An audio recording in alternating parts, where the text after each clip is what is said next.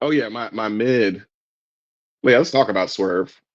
I wrote this is the most heel Swerve that he's Hmm. been since winning the title, which that's how I prefer my Swerve anyway. Um, like very violent. Yeah. Uh, so oh, it's fine. I say that because MJF, he rarely does this, but in those, the only thing that was significant about those interviews, also by the way, is that he was in character, but he did put over Swerve in that point in time, like uh building towards that, like a possible title match in the future, which I would love to Yeah. see, because he was just saying how um Swerve, he was like just so like when you back him into a corner, he just gets extremely violent. And Yeah. we've seen that. And he was like, but guess what? It's the same thing for me. So he's like, he just wants to pick the bones of whoever's left with the title, is what MJF was saying. But that comes to my mind. But after watching the house call to the Wheeler Yuta, what, three Hmm. times to the side of the head? Like, god damn, he was beating the shit out of that poor kid. I was like, oh yeah, he was just flopping around, like, oh man. Uh Stealing, the Blackpool Combat Club, the grapple and stomping that Wheeler Yuta and Danielson both do, stealing that from him, doing that to Yuta. Yeah. Um, so much that they've got, they end the match by referee stoppage, going to MJF's point of how violent he is. And as Danielson is checking on him, he catches a house call to the side of the dome, like attacks him from the back. And I'm like, you bastard. I love you, Swerve. Kick his fucking head in. But yeah, send him off to pasture. That's what I want anyway. But that's mid Yeah. rising for me. Yeah. I mean, I saw that you had wrote that this is the most heel Swerve has been since being champ. And it makes me think it's like, are they leaning into a heel turn with Swerve? And this is why I have this in the episode title. Is this the end for Bryan Danielson? Because like we know, like technically his AEW contract was up at the beginning of the month of August. And so technically this probably is his last match. And if it is his last match, like would it wait for it to be to go out with Swerve not only defeating Bryan Danielson and like making him retire, but like doing it in such a brutal way that like you can't do but nothing but hate this guy because Daniel Bryan is pretty much the white Rey Mysterio. Hmm. So like, do you think Daniel Bryan ends up That's a finally all right. holding AEW title, or is it like this is the end for Daniel Bryan and Swerve is about to put several nails into that coffin in a very brutal way come next week? Not all right. I think the best way to do it personally, I want Swerve to retire Danielson. I even believed he would win this all the way up until that segment. I think that segment honestly swung me. Just the fact that he did, like, I guess, revert to being more heelish, or he's working heel. Hmm. Um, and you can build it up. Like they already even pulled the trigger. Like the thing is that they pulled the trigger too early with like the whole appreciating his career and stuff like that. The whole like video montage they had with All American Rejects or whoever was playing in it. And Yeah. it's like, I felt like the combination of all that is like pushing me towards Danielson winning. And I'm like, it's fine. That does make sense. If he is going to actually like retire, at least for the time being, Yeah. because the best way to do that would be to win and then you can come out the next day and lay it down. You know what I'm saying? And then guess what AEW loves is a fucking tournament. So there you go. You know what I mean? Um, right now, yeah, if I was a betting man, um, it's literally 50.1 Danielson, 49.9 Swerve I got right now. Okay. Although I want Swerve to win, but Okay. It's gonna be interesting. Like, it's always. Do you see a storyline for Danielson afterwards? He wins the title. Like, what's his story? well, that's the thing, is that he said if he wins that he's going to retire. So, or no, if he wins, he's not going to retire, actually. That's why I said that was like confusing. But Hmm.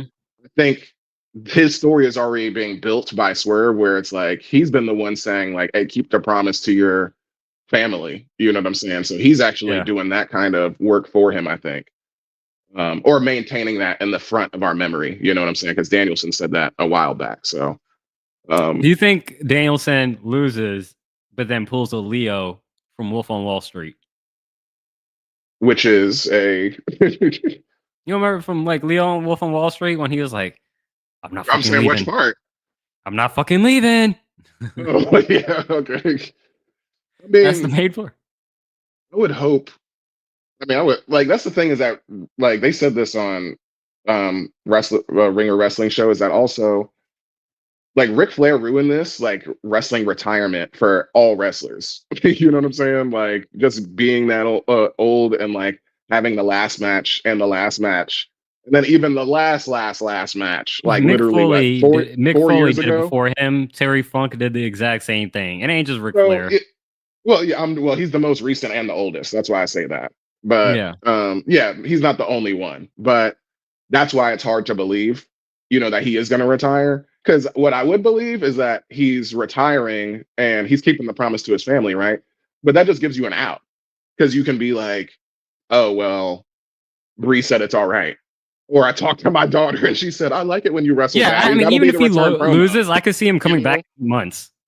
In months, yeah, literally. Like, give him Yeah. 6 months off to heal and get his nervous system together, or Yeah. whatever it is. Go Like, farm and shit. Like, you know. yeah.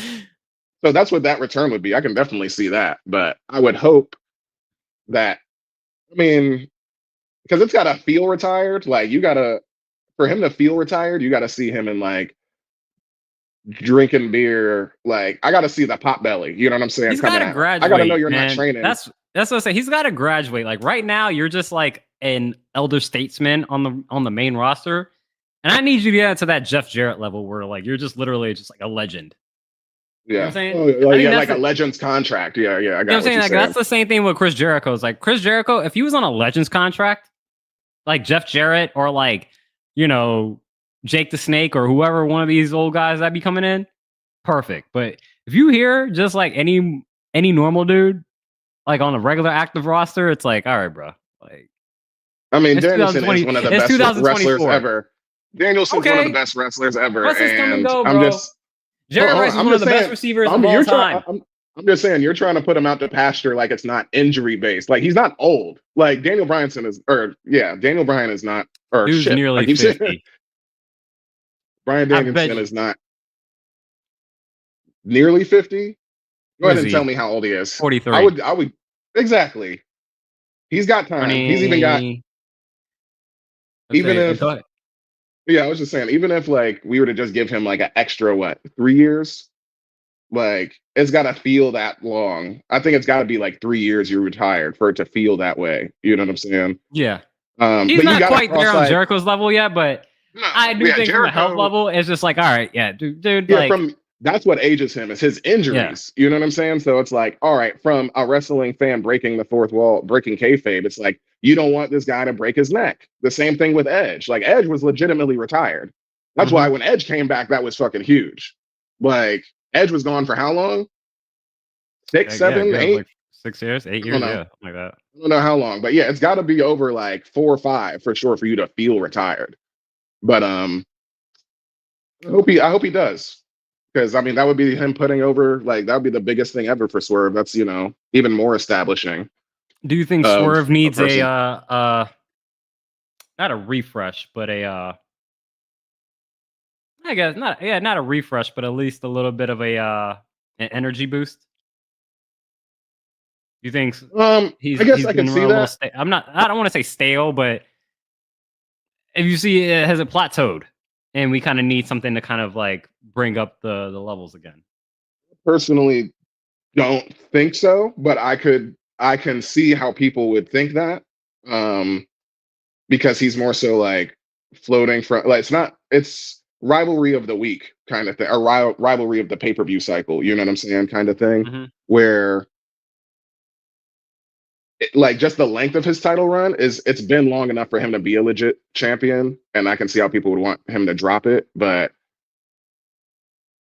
I don't think he needs the boost, but it would give exactly like you're saying, like more juice to the reign, basically, and more Yeah. juice like establishing him like legitimately. I think Honestly, it probably. I mean, MJF is in like the international championship picture right now, but I could see MJF winning it back off of Swerve. I think that's a rivalry I want to get into. Like I want a storied rivalry between those two, but that's my future booking for like next year, like next 6 months type of shit. Yeah, we'll see how they get to that because they've before MJF left, that's literally who the guy he was calling out. So Literally, like we were on the road and then yeah, MJF got hurt. So